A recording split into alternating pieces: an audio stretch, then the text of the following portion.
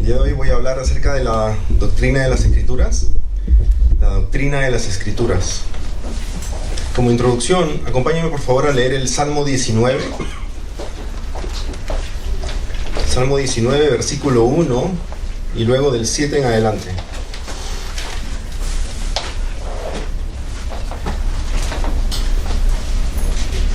Versículo 1 y luego del 7 en adelante. Dice: los cielos proclaman la gloria de Dios, y la expansión anuncia la obra de sus manos. Versículo 7. La ley del Señor es perfecta, que restaura el alma. El testimonio del Señor es seguro, que hace sabio al sencillo. Los preceptos del Señor son rectos, que alegran el corazón. El mandamiento del Señor es puro, que alumbra los ojos. El temor del Señor es limpio, que permanece para siempre. Los juicios del Señor son verdaderos, todos ellos justos. Deseables más que el oro, sí, más que mucho oro fino, más dulces que la miel y que el destilar del panal. Además, tu siervo es amonestado por ellos. En guardarlos hay gran recompensa. ¿Quién puede discernir sus propios errores? Absuélveme de los que me son ocultos. Guarda también a tu siervo de pecados de soberbia, que no se enseñoreen de mí. Entonces seré íntegro y seré absuelto de gran transgresión. Sean gratas las palabras de mi boca y la meditación de mi corazón delante de ti, oh Señor, roca mía y redentor mío. Oremos. Te oramos, alabado Padre, para que nos ilumines mediante tu Espíritu y podamos entender y aceptar las verdades de las Escrituras, tu palabra, la Santa Biblia. En el nombre de Cristo Jesús. Amén. Pregunto, ¿qué es lo que nos hace cristianos, protestantes, evangélicos, y no de otros grupos religiosos típicamente asociados con el cristianismo, como los católicos romanos, testigos de Jehová, mormones, adventistas del séptimo día, cristadelfianos, griegos ortodoxos? ¿Qué es lo que nos diferencia? La doctrina de la fe, por la salvación por doctrinas, medio de la fe, ¿no? Principalmente la sola fide, ¿no? Por medio de la fe. Es justamente lo que nos diferencia, son nuestra adherencia a las 5 solas de la Reformación, ¿no? Entre las cuales está solamente por la fe. ¿Qué son las 5 solas? Son las 5 afirmaciones en latín que resumen las creencias teológicas básicas de los reformadores o protestantes del siglo XVI que se contrapusieron a las doctrinas católico-romanas. Las 5 solas de la Reformación son sola gratia, que es que Dios salva solo por su gracia, es decir, solo por su favor inmerecido. Sola fide, solo fe, que es que Dios salva y justifica solo por medio de la fe. Solus Christus, solo Cristo, que es solamente por la cruz de Jesucristo uno se salva, ya que Él es el único intermediador entre Dios y hombre. Soli Deo Gloria, es decir, solo a Dios sea la gloria, lo cual significa que solamente Dios se merece la gloria por la salvación de pecadores, puesto que se lleva a cabo tanto por su voluntad como por su acción. Y sola Escritura, solo por medio de las Escrituras. Solo la palabra de Dios es inspirada, la única fuente de autoridad, y es accesible a todos, es decir, que puede ser entendida con claridad y que se puede autointerpretar por medio de ella misma, ¿no? Esa es la doctrina de analogía escritura, es decir, que una sección de la Biblia ayuda a interpretar y aclarar otra sección de la Biblia, ¿no? Esas son las 5 solas de la Reformación, ¿no? Entonces, específicamente en lo concerniente a las Escrituras, lo que nos distingue de otros grupos religiosos es nuestra doctrina de las Escrituras. Por otro lado, es esta misma doctrina de las Escrituras, entre otras cosas, la que nos une a otros grupos o denominaciones de hermanos cristianos bíblicos, ¿no? Los hermanos cristianos bíblicos son todos aquellos que creen en la salvación, en que hay que nacer de nuevo para ser salvos, y que Dios salva mediante la cruz de Jesucristo por gracia mediante la fe, para su gloria, ¿no? A ellos son los que están catalogados como cristianos bíblicos. Ahora, ¿es realmente importante estudiar la doctrina de las Escrituras? Es necesario saber qué es lo que creemos sobre la palabra de Dios, la Biblia, ¿no? Sí, pero mucha gente dice que es más importante obedecer, o mejor dicho, vivir y practicar lo que la Biblia dice, ¿no? Y no le da mucha importancia a la doctrina. Es totalmente cierto que hay que obedecer y ocuparnos de nuestra salvación con temor y temblor. Pero también, para no ser destruido por falta de conocimiento, hay que saber, número uno, lo que creemos. Esas son las doctrinas. Número dos, ¿por qué creemos lo que creemos? Es decir, qué versículos bíblicos apoyan nuestras doctrinas, ¿no? Y número tres, ¿por qué confiamos en lo que creemos? Es decir, ¿por qué nos encomendamos a las Escrituras? Y es justamente esto lo que vamos a ver el día de hoy, ¿no? Al estudiar la doctrina de las Escrituras. Cuando Pastor Mark presentó la doctrina de las Escrituras hace 2 meses, no sé si lo recuerdan, le explicó en 7 puntos. Y son básicamente esos puntos lo que vamos a repasar hoy. Si su hijo de 7 años le preguntara ¿qué es lo más importante en la vida?, ¿qué le respondería? Amar a Dios. Claro, amar a Dios. Dios hizo al hombre para que el hombre lo glorificara. Exactamente, ¿no? Y para glorificarlo hay que conocerlo, y para conocerlo se necesitan las Escrituras, ¿no? Entonces, conocer a Dios es lo más importante de la vida.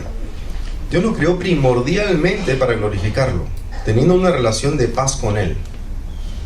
Esta relación tiene como pilar el saber quién es Él, y esto mediante lo que Él mismo ha revelado de sí, ¿no? Que está en las Escrituras. Y ciertamente se ha revelado tanto mediante la revelación general, es decir, la creación, la realidad natural y el mundo físico, como también mediante la revelación especial, la palabra de Dios. Eso lo hemos estado viendo en el libro de Romanos, ¿no? La revelación general es básicamente la revelación dada a todas las personas en todo momento, en todo momento, ¿no? Esta revelación se encuentra en la creación, ¿no? Los cielos proclaman la gloria de Dios, y es absurdo pensar que la vida y el orden natural llegó a existir gracias a la gran explosión, el Big Bang, ¿no? Que dicen que ocurrió por sí sola. La revelación general muestra algunos atributos de Dios, ¿no? Como su existencia, su omnipotencia, su creatividad, sabiduría. Pero también la conciencia humana naturalmente nos informa a todos los seres humanos de algunas leyes morales de Dios, ¿no? Todas las culturas saben que está mal robar, asesinar, mentir, tomar la esposa del prójimo. Todas las culturas saben eso, ¿no? Nadie se los necesita enseñar, ¿no? Acompáñame por favor a leer Romanos 1, 19 y 20.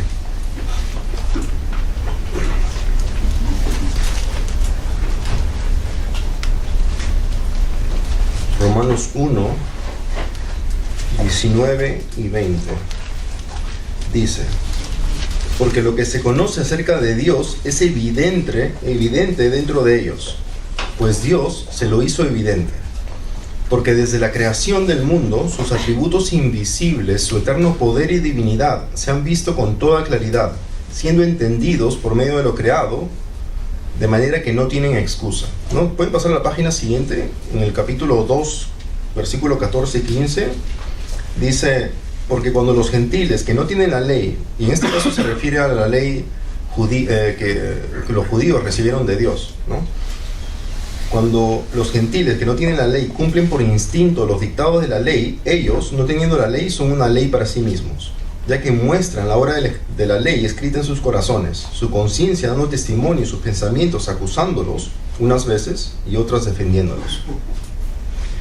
Esto significa que la revelación general evidencia indirectamente de que Dios existe, nos informa algo de sus atributos y nos ayuda a conocer algo de su estándar moral, ¿no? Esto da como resultado una conciencia de culpa ante Dios, ya que las personas saben instintivamente que no han cumplido con los requisitos morales que Dios demanda. Es justamente esta culpa la que conduce a muchísima gente a esconderse de Dios, ¿no? Como lo hicieron Adán y Eva, justo después de pecar, ¿no? Muchos cierran sus ojos para no ver la realidad, se tapan los oídos para no escuchar la verdad, y desconectan su raciocinio y su conciencia para luego decir lo que el necio dice en su corazón. ¿Qué es lo que el necio dice en su corazón? No hay Dios, ¿no? Muchos se ocultan de Dios por la culpa, pero también otros se ocultan Pero también otros, tanto por la culpa como por el miedo, al percibir que sus acciones tienen consecuencias y serán retribuidas en un futuro juicio divino, se refugian en religiones, ¿no? Religiones falsas que intentan apaciguar esa culpa y miedo con ritos, rezos exculpatorios repetitivos, flagelos o inclusive ofrendas expiatorias, como lo son las indulgencias, ¿no? Entonces, lo que la revelación general definitivamente no proporciona es el conocimiento de la única solución verdadera a la culpa del hombre ante Dios, el perdón de los pecados que viene a través de Jesucristo. Para eso se necesita, ¿qué cosa? La revelación especial. ¿Qué es la revelación especial? Es la revelación de Dios que se halla en las Escrituras, ¿no? Esta revelación especial es donde Dios se revela a sí mismo, su santidad mediante sus leyes, su justicia mediante sus juicios y su amor mediante su gracia, y también donde se revela el plan redentor y los roles de Dios en esa obra redentora, ¿no? Por el Padre, la elección; por el Hijo, la obra expiatoria mediante su muerte y resurrección en la cruz; y por el Espíritu Santo, la convicción personal y aplicación salvífica de ese sacrificio de Jesús, ¿no? Para los creyentes.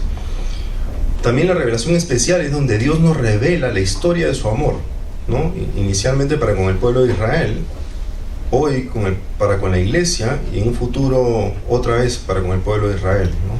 Porque sabemos que a Israel le ha acontecido un endurecimiento parcial hasta que haya entrado la plenitud de los gentiles, ¿no? Y todo Israel será salvo, dice. Entonces en la revelación especial se nos revela todo aquello que Dios quiere que sepamos y que el mundo natural, es decir, la revelación general, no puede revelar. Entonces, para resumir, la revelación general no es suficiente para salvarnos, ¿no? Todo el mundo la recibe, creyentes y no creyentes, pero no es suficiente para salvar a nadie, pero sí es suficiente para condenar.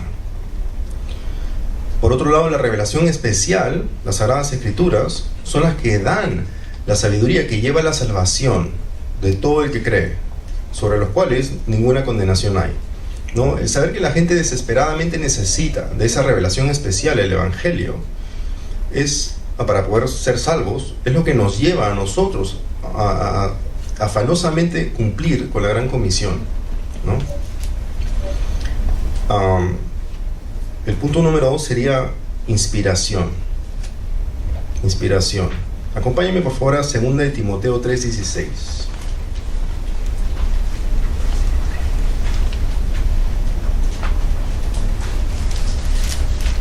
2 de Timoteo 3:16.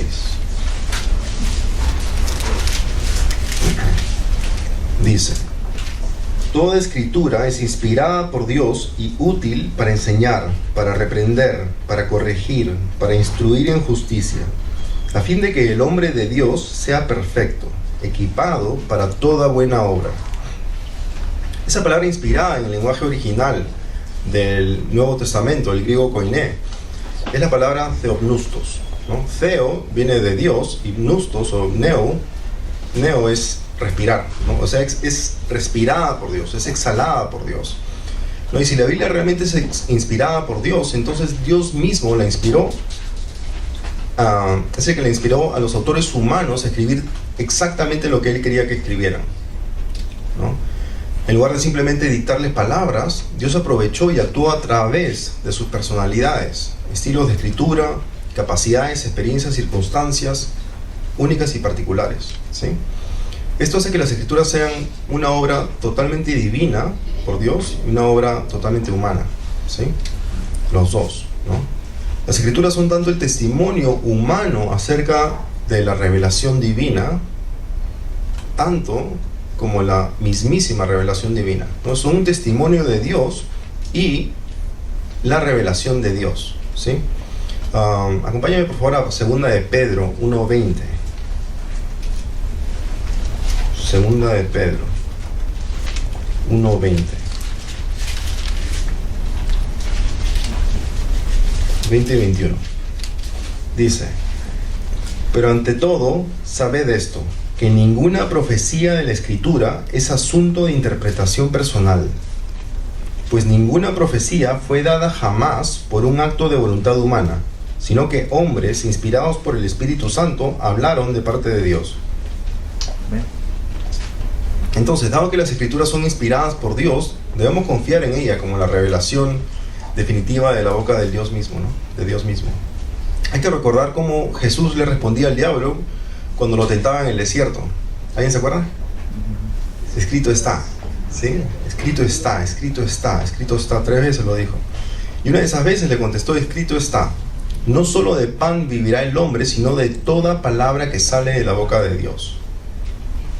Jesús claramente se refería a las Escrituras y nos muestra lo esencial que es alimentarse diariamente de las Escrituras para fortalecer nuestra fe en Dios y poder soportar los ataques espirituales de todo tipo. Entonces hemos cubierto la revelación general con la revelación especial y la inspiración. Ahora vamos a cubrir la inerrancia de las Escrituras. ¿Alguien tiene alguna pregunta hasta ahora? ¿No? Inerrancia. Sí, en ese versículo que tú leíste de que ninguna profecía de la Escritura es de interpretación privada, muchos teólogos, ¿no?, dicen que si tú sacas una doctrina que el único que cree que la tiene eres tú, dice que es muy difícil que sea algo claro, siempre debe ser algo erróneo, porque no hay más personas que coincidan contigo en cuanto a esa doctrina, ¿tú me entiendes? Entonces, por eso es que es Dios, como hay el Espíritu Santo, que haga revelación. Sí. Justamente vamos a ver después que todo se debe de filtrar de acuerdo a las Escrituras, ¿no? O sea que cuando alguien escucha algo nuevo, de todas maneras hay que ser un poco cuidadoso, ¿no?, cauteloso y compararlo con las Escrituras. La inerrancia. La doctrina de la inerrancia nos dice que la Biblia es completamente veraz en todo lo que afirma en sus manuscritos originales. Otra forma de decir esto es que la Biblia no se contradice, ni afirma nada que sea falso, ¿no? Dios es el Dios que no miente, ¿no?, como lo afirma Tito 1:2. Y si Él inspiró las Escrituras, ellas no pueden afirmar nada que sea falso, ¿no? Ni hechos históricos, ni nada, absolutamente nada, ¿no? Santifícalos en la verdad, tu palabra es verdad. Leemos en Juan 17:17. Las palabras del Señor son palabras puras, plata probada en un crisol en la tierra, 7 veces refinadas, dice Salmos 12:6. Entonces, la próxima vez que leamos la palabra y parezca que hay una contradicción o un error factual, no pare hasta resolver ese misterio, ¿no? Porque todos hemos pasado por eso, ¿no? Nos rompemos la cabeza y luego, después de estudiar, de preguntar, de leer el resto de las Escrituras, decimos, ok, esa es la solución, ¿no? Eso es lo que quiso decir y yo lo malinterpreté. No, hay que acordarse de la inerrancia de las Escrituras cuando uno encuentre uno de esos ejemplos, ¿no? Leer las Escrituras nos debe de llenar de gran paz y confianza, sabiendo que Dios la inspiró, ¿no? Y Él no comete errores. Punto número 4 sería la infalibilidad. ¿Alguien tiene una pregunta o comentario acerca de la inerrancia? ¿No? La infalibilidad. La doctrina de la infalibilidad nos dice que la Biblia no falla y no decepciona, ¿no? Que es totalmente confiable y que logra el propósito para la cual Dios le envió. Las Escrituras no pueden enseñar error y así engañar a sus lectores, ¿no? Acompáñenme por favor a 2 de Pedro 1:19.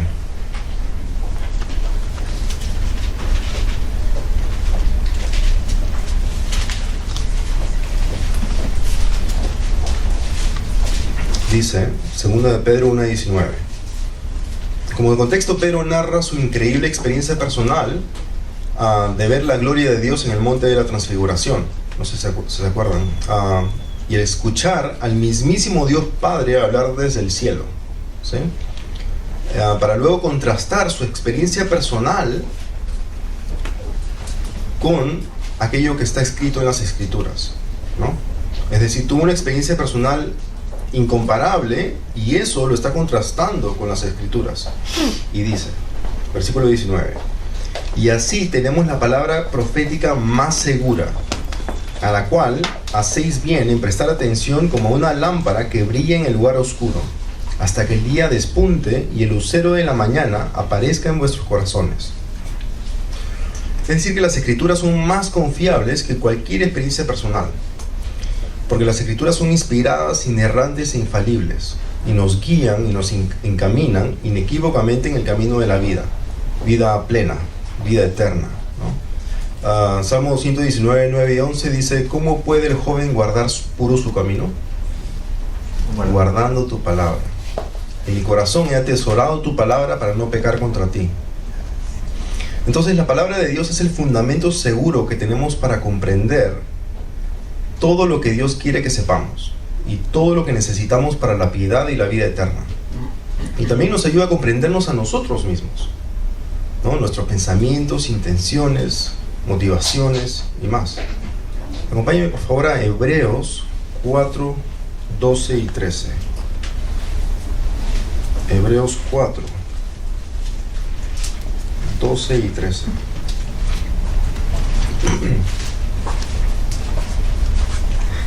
Dice: porque la palabra de Dios es viva y eficaz, y más cortante que cualquier espada de dos filos.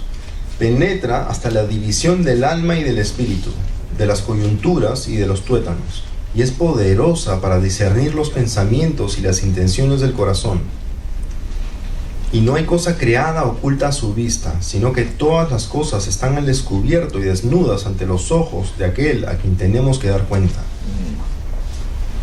Así que no necesitamos horas de terapia psicoanalítica o de introspección monástica para conocer lo que está en nuestro corazón, ¿no? Lo único que necesitamos es la palabra de Dios, ¿no? Para entender el por qué siento, digo, hago, deseo eso o aquello. La palabra es la que nos dice el por qué. ¿Preguntas o comentarios? ¿No? Número 5, la preservación.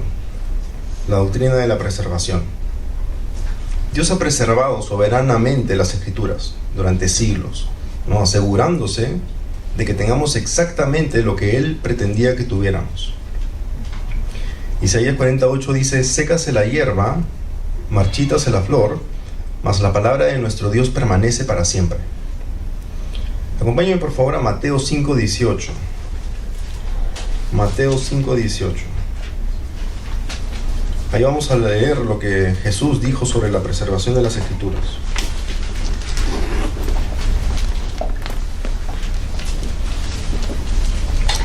Dice: porque en verdad os digo que hasta que pasen el cielo y la tierra, no se perderá ni la letra más pequeña ni una tilde de la ley, hasta que todas se cumplan.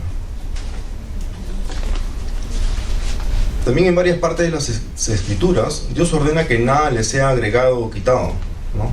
Lo que indica que la Biblia siempre ha contenido exactamente lo que Dios ha querido que contenga en cada etapa de su desarrollo y a lo largo de la historia de la salvación. Sí, hermano. ¿Y eso incluye a la Biblia católica? Claro, la Biblia católica tiene los libros apócrifos, ¿no? Que ellos le llaman deuterocanónicos. Son algunos libros extras en el Viejo Testamento principalmente, ¿no? Creo que en el Nuevo Testamento no hay ninguno. Son como 6 más o menos. Pero antes del protestantismo se consideraba eso toda la Biblia como tal, la claro. Palabra que Dios quería que tuviera nosotros. Claro, claro. Lo que pasó fue que en la Reformación, ¿no? Cuando se adhirieron fielmente a estas doctrinas, ¿no? De la sola Escritura, sola fide, sola gratia, también volvieron a estudiar cómo es que se compuso los libros del Viejo Testamento, es decir, cómo se compuso el canon bíblico, ¿no? Y ellos pudieron verificar que efectivamente los judíos no consideraban esos libros apócrifos como inspirados, como revelación de Dios, ¿no? ¿Quién escribió esos libros? Esos libros fueron escritos por personas que claro, o sea, no decían así dice el Señor Jehová, ¿no? En cambio los otros sí, muchos de los otros sí, ¿no? Entonces esos libros no eran considerados por los mismos judíos, porque dense cuenta que el Viejo Testamento nosotros lo hemos heredado de los judíos, y si ellos no lo consideraban inspirados, ¿quiénes somos nosotros para considerarlos inspirados, ¿no? Eso es lo que pasó. Pero sí tiene mucha historia. Sí, tiene mucha historia. Pero des en cuenta que el Viejo Testamento es casi en su totalidad, ¿no? Exceptuando aquellas secciones proféticas, son historia, ¿no? Y que muchas veces han tratado de probar que son incorrectas para luego, arqueológicamente hablando, descubrir que son ciertas. ¿No? Sí. Muchos de los autores no se nombraban como ellos mismos, sino tomaban el nombre de otra persona. Fueron escritos por varias personas, algunos de ellos se leen como si fueran libros bíblicos, pero se ve que son más bien como fantasía algunos de ellos, pero no quiere decir que no contienen historia y hechos actuales, porque tienen especialmente al final donde habla de la celebración de las luces y la revolución de los judíos más al final, pero hay otras razones, como dijiste, que no pasan en la prueba del canon, que ninguno de ellos dice así dice el Señor. Así es, exactamente.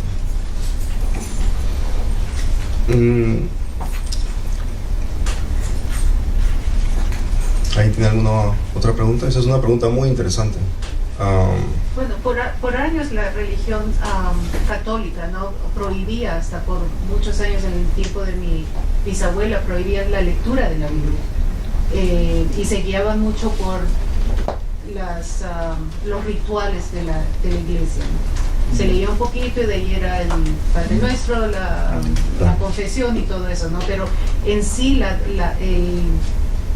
el leer y el estudiar la Biblia vino después, con el cristianismo, ¿no? Porque el que lee la Biblia y dice, no te pondrás ídolo ninguno, y que es lo que hacemos en la mayoría de religiones, es poner el santo, la Virgen aquí y allá, y dicen, ¿no? Yo soy nadie, ¿cómo se dice?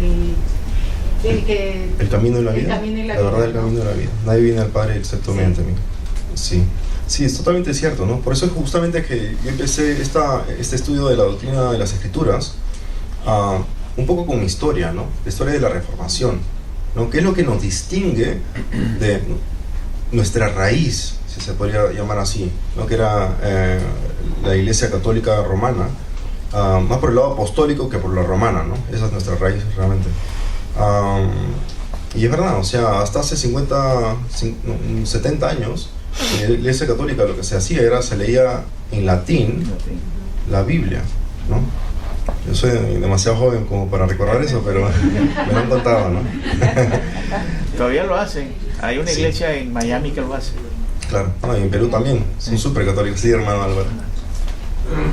Hasta el año 1950 el Vaticano autorizó a los sacerdotes a leer la Biblia. Antes no la leían. 1950 en adelante, el sacerdote católico estaba leyendo. Sí, hace poco estuve leyendo justamente todas las personas que se asesinaron, ¿no? En esta época de la Reformación, justamente por la división grandísima que hubo entre la Iglesia Católica y el protestantismo, ¿no? No recuerdo exactamente, creo que son 2 millones de personas, todas en Europa, ¿no? Muy interesante, muy interesante. Y claro, básicamente el objetivo era no dejar que la gente tenga acceso a la Biblia, ¿no? Porque había el peligro, decían, que pudieran interpretar y malinterpretar la palabra, ¿no? Claro. Sí. Tengo una duda, a ver si sabes, curiosidad. ¿Por qué los católicos sí aceptaron a los macabeos y los libros apócrifos? ¿Por qué? No tiene una respuesta. No sé. El por qué no sé. No sé. No, tranquilo. Lo que sí sé es el por qué no lo aceptamos nosotros, ¿no? Sí, porque no son inspirados. Sí, eso es una buena pregunta. Sí. Voy a se me ocurre la pregunta.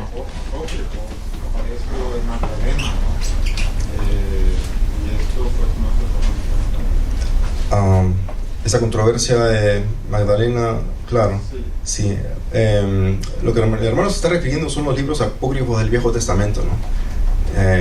Pero claro, en el Nuevo en la época post-Cristo, claro, también hay algunos libros que se hacían llamar legítimos, ¿no?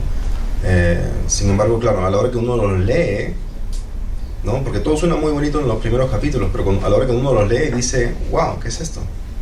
Que claramente dicen las mujeres son inferiores, porque en esa época, usted sabe que el cristianismo es básicamente la cultura religión que hizo, ¿no? Por las palabras de Cristo, que básicamente los hombres y mujeres estamos al mismo nivel, ¿no? Ambos podemos accesar directamente a Dios mediante Jesucristo, ¿no? Pero claro, ese sentimiento de inferioridad que se les impuso se ve claramente en esos libros apócrifos, ¿no?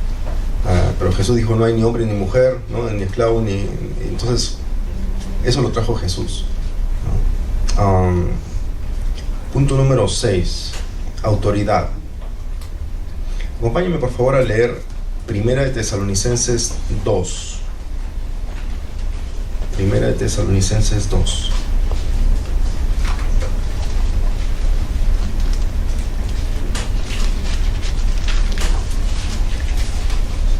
Sobre la autoridad de las Escrituras. Primera de Tesalonicenses 2:13, donde Pablo le recuerda a los tesalonicenses la manera como aceptaron su mensaje, ¿no? Dice: por esto también nosotros, sin cesar, damos gracias a Dios, de que cuando recibisteis la palabra de Dios, que oísteis de nosotros, la aceptasteis no como la palabra de hombres, sino como lo que realmente es, la palabra de Dios, la cual también hace su obra en vosotros los que creéis. Amén. Nosotros también debemos reconocer la autoridad de las Escrituras, aceptando y sometiéndonos a la palabra de Dios para que obre en nuestras vidas. Cuando una iglesia no reconoce, ya sea en teoría o en práctica, la autoridad de las Sagradas Escrituras, inevitablemente lo que hace es entregar esa autoridad a personas falibles, ¿no? Y una de esas personas falibles a las que se les entrega esa autoridad somos nosotros mismos a veces. Decimos, bueno, sí, eso es lo que claramente dice la Biblia, ¿no? Pero a mí no me aplica. Eso es lo que decimos a veces, ¿no? Porque estoy en una situación muy especial. No creo que a Dios le moleste mucho. Él conoce mi corazón. Él me hizo así. O es por un tiempo nada más, decimos, ¿no? Ustedes saben, ¿no? Somos una fábrica de excusas, ¿no? Y claro, y eso me trae a la mente con estas excusas que acabo de leer, las tentaciones del soltero, las tentaciones del casado porque está casado, los que dejan de congregarse para trabajar demasiado buscando un ascenso, el no amar, compartir, entregar, servir, edificar, bendecir a los de la familia de la fe, sino tomar o acumular, y mucho más, ¿no? Mucho más. Todo lo racionalizamos, es el problema nuestro, ¿no? Así. Normalmente el ser humano, ¿no?, lo que hace es tratar de cambiar la Biblia a su forma, ¿no? Sin embargo, el plan de Dios es cambiar las personas a su Biblia, a su palabra. Exactamente. ¿No? Es lo que Dios, es el interés que Dios hace. El cambio el corazón de la persona para que obedezca a su palabra, que es inmutable. Y sin embargo, los hombres lo que quieren es que adaptar la palabra de Dios a su deseo, a su conveniencia. Claro, eso es idolatría, ¿no? Tratamos de moldar las verdades bíblicas para que se nos acomoden a nosotros, ¿no? En lugar de nosotros ser hechos a imagen de Cristo, ¿no? Y ahí nace la religión. Claro, ahí justamente donde nacen las religiones, donde dicen, yo puedo tener 6 esposas, porque como él siente que cree que puede tener 6 esposas, ¿no? Lee el Viejo Testamento y dice, bueno, ahí está mi razón, ¿no? Ahí está mi excusa. Y se ven, o sea, en esta misma área, un poquito más al norte, 10 minutos, hay iglesias en las que se acepta ese tipo de cosas, ¿no? Poligamia, claro. Sí, hermano. El Vaticano permitía que se estudiara el catecismo del Padre Astete. El catecismo del Padre Astete yo lo estudié más o menos hace como 30 años.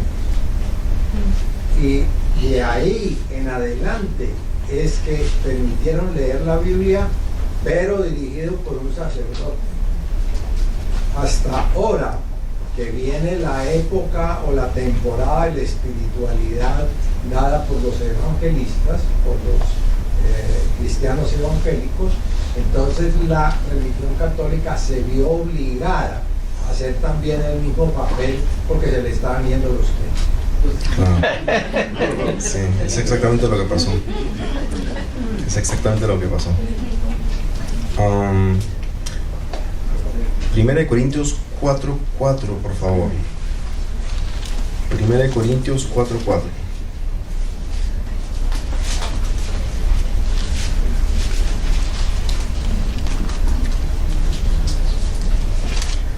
Dice: porque no estoy consciente de nada en contra mía, mas no por eso estoy sin culpa, pues el que me juzga es el Señor. Pablo se había autoanalizado y había llegado a la conclusión que estaba haciendo el bien y por lo tanto estaba con la conciencia tranquila, ¿no? Sin embargo, reconoce que no por eso estaba sin culpa a los ojos de Dios y a la luz de su perfecto juicio. ¿Por qué? Pecador. Es un pecador. Es un pecador. No, y no estaba de acuerdo con la voluntad de Dios. Claro, y perseguía a la iglesia. Y como él sabía el Viejo Testamento prácticamente de memoria, conocía Jeremías 17:9, ¿no? Que dice: más engañoso que todo es el corazón, y sin remedio, ¿quién lo comprenderá? ¿Quién puede entender el corazón? O nuestro corazón. Está hablando del corazón de todos y cada uno de nosotros, ¿no? Como lo dijo Pastor Mark el domingo pasado, pecamos prácticamente en todo. El pecado nos invade, ¿no? La manera como procesamos las cosas, ¿no? Pero no se desanimen porque Jesucristo ha vencido el mundo, ¿no? Ahí viene nuestra paz, ¿no? Nuestra esperanza. Entonces es mucho más prudente y seguro que reconozcamos y nos sometamos a la autoridad de las Escrituras, porque son seguras, inerrantes, infalibles, en lugar de confiar en nosotros mismos o en personas que probablemente tienen muy buenas intenciones, pero son falibles. En verdad, a veces batallamos entre nosotros mismos. La forma de salir airoso de esa batalla es leyendo la palabra de Dios, porque ahí es donde trae luz. Sí, exactamente.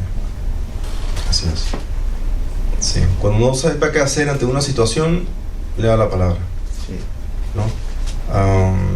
Sí. O busca al pastor rápido. También, llámelo. Sí, hermano. Moléstelo. Encontré la respuesta a la pregunta del hermano. Ah, perfecto. Por favor, compártalo. Es de una fuente confiable, se llama God Questions, es un ministerio. Sí, es muy bueno. Ajá. Y dice que los libros deuterocanónicos sí enseñan muchas cosas, pero que no están históricamente accurate.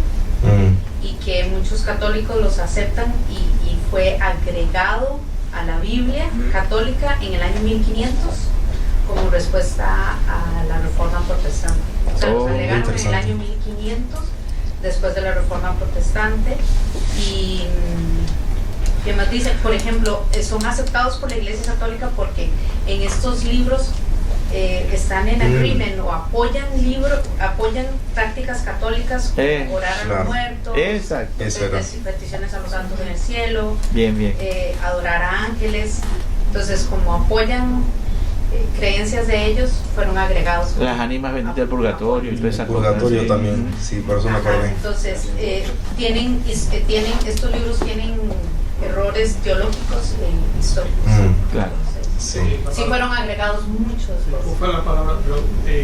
Deuterocanónicos. Sí. Hay una distinción entre las dos palabras, porque los que, perdón la palabra, lo usan en los que creen que son escritura. Claro. Los que no lo creen como escritura te llaman libros apócrifos. Porque apócrifo significa en secreto. O desconocido. Sí. Muy buena esa información. No está en la Biblia hebrea, no está. No. De verdad, creo que solamente están en griego, ¿no? Creo que sí. Muy útil, gracias. Gracias por compartir eso. Pero hay algo más, y es el sentido que algunas denominaciones, pero solamente lo usan los católicos. Sí, hermano Álvaro. Hay algunas denominaciones que ajustan el contenido de la Biblia a todos sus creencias. Los mormones, testigos de Jehová, los cuales yo he analizado, y hay otros más de los cuales yo no puedo opinar. Pero estas dos denominaciones han orientado sus creencias en la escritura que ellos tienen. Claro. Y así como la Biblia católica, el Vaticano es el que gobierna y es el responsable de todo. Ahí decimos nosotros la religión católica, pero estamos equivocados, es el Vaticano. Sí. El Vaticano, porque la religión católica son creyentes que en una forma o en otra han sido engañados en alguna forma. Entonces no es la religión católica, es el Vaticano. Sí. Y también testigos de Jehová y los mormones. Sí. Mira, ese del libro de María Magdalena que te decía, es un libro apócrifo. Claro. Que si nosotros lo tomáramos en cuenta, pero solamente los católicos, sería el Evangelio según María Magdalena. Claro. Sí. Pero nunca va a llegar a ser algo así. Imagínense. Sí. Cualquiera saca cualquier cosa. Sí. Suficiencia, ¿no? Y yo diría que ese es el punto en el que más fallamos, ¿no? Suficiencia. ¿Qué significa la suficiencia de las Escrituras? Significa que las Escrituras contienen todo lo que un cristiano necesita para conocer, obedecer y glorificar a Dios, y así crecer en justicia. Acompáñame por favor a 2 de Timoteo 3. 16. Si se lo sabe de memoria, hermano, Sí. por favor. Toda la escritura es inspirada por Dios y útil para enseñar, para reprender, para corregir, para instruir en justicia, a fin de que el hombre de Dios sea perfecto y equipado para toda buena obra. Sí, y dése cuenta que ese perfecto no significa Sin pecado. sin pecado, ¿no? Significa completo. Completo. O sea que la escritura es inspirada por Dios y sirve para todo, ¿no? Enseñar, reprender, corregir, instruir en justicia, para que el hombre de Dios sea perfecto o completo y equipado para toda buena obra. Las Escrituras proveen todas las palabras de Dios que necesitamos para verdaderamente conocerlo de una manera personal y para vivir una vida abundante y piadosa. Entonces, si alguien viene y le dice: hey, tuve un sueño, tuve una visión, escuché una voz o sentí en mi corazón, engañoso sobre todas las cosas, ¿no?, que Dios me dijo tal y tal cosa, lo primero que hay que recordar es la suficiencia de las Escrituras, ¿no? La Biblia ya dice todo lo que yo necesito saber o escuchar, ¿no? Pero de todas maneras deberíamos de filtrar todas las cosas y compararlas a las Escrituras, ¿no? Es decir, preguntarnos inmediatamente qué dice la Biblia al respecto. ¿Sí? ¿Contradice o no lo contradice? Claro. Es posible que Dios hable, pero porque tampoco podemos enmarcar a Dios, ¿no?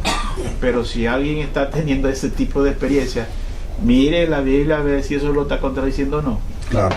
Si está en la voluntad de Él. Sí. No, si corresponde a lo que Él ha revelado, ¿no? Claro. Todo debe ser contrastado y verificado a la luz de las Escrituras, ¿no? Primera de Juan 4:1 dice: amados, no creáis a todo espíritu, sino probad los espíritus. Es un mandamiento, ¿no?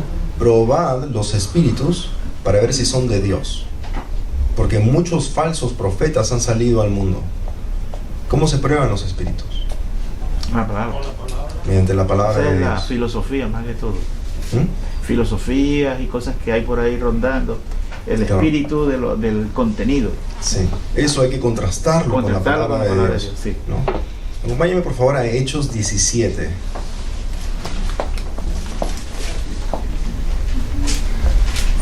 Hechos 17.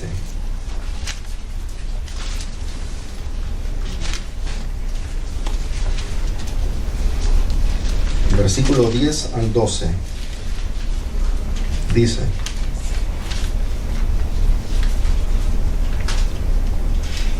enseguida los hermanos enviaron de noche a Pablo y a Silas a Berea, los cuales, al llegar, fueron a la sinagoga de los judíos.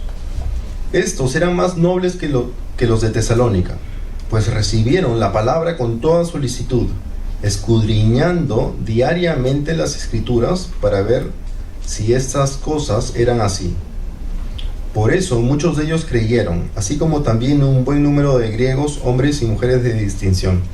Claro, lo que hicieron los bereanos fue contrastar absolutamente todo lo que Pablo dijo, todo el mensaje que Pablo les llevó con las Escrituras. ¿no? Básicamente lo que hicieron fue justamente eso, probar los espíritus, ¿no? Y comprobando que todas las cosas que Pablo les compartía estaba en línea y de acuerdo a toda la revelación del Viejo Testamento, que era todo lo que ellos tenían en ese momento, ¿no? Todas las profecías se habían cumplido acerca de Cristo. Claro. Entonces, antes de leer mi conclusión, quiero compartir un resumen claro y corto de todo lo que acabo de hablar, ¿no? Es el folleto Fe y Mensaje Bautistas de la Convención Bautista del Sur, ¿no? A la cual estamos asociados como iglesia. Pueden encontrar exactamente lo mismo, palabra por palabra, en la página web de nuestra iglesia, bajo declaración de fe. Dice, número 1, las Escrituras. La Santa Biblia fue escrita por hombres divinamente inspirados y es la revelación que Dios hace de sí mismo al hombre. Es un tesoro perfecto de instrucción divina. Tiene a Dios como su autor. Su propósito es la salvación y su tema es la verdad, sin mezcla alguna de error. Por tanto, toda la Escritura es totalmente verdadera y confiable. Ella revela los principios por los cuales Dios nos juzga y por tanto es y permanecerá siendo hasta el fin del mundo el centro verdadero de la unión cristiana y la norma suprema por la cual toda conducta, credos y opiniones religiosas humanas deben ser juzgadas. Toda la Escritura es un testimonio de Jesús, quien es Él mismo el centro de la revelación divina. Como conclusión, entonces, para los no creyentes entre nosotros, les ruego que por favor lean la Biblia y vean por primera vez con sus propios ojos la totalidad de su ser, ¿no? Conózcanse a ustedes y el estado de su alma a los ojos de Dios y el regalo que Él dio para rescatarlos de ustedes mismos, también llamado Jesús en la cruz, ¿no? Y para los creyentes entre nosotros, si realmente creemos que la Biblia contiene todo aquello que el Creador del universo quiso que sepamos, entonces lean, estudien, mediten, oren, confíen, memoricen y citen la Biblia inerrante, infalible y suficiente, ¿no? La palabra de Dios. Esto es lo que hizo Jesús, ¿no? Oremos, hermanos. Gracias, Padre, por darnos todo: tu amor, tu Hijo, tu Espíritu, tu palabra. Ayúdanos a apreciarlo todo y aprovechar todo lo que tú nos has entregado. En nombre de Cristo Jesús. Amén.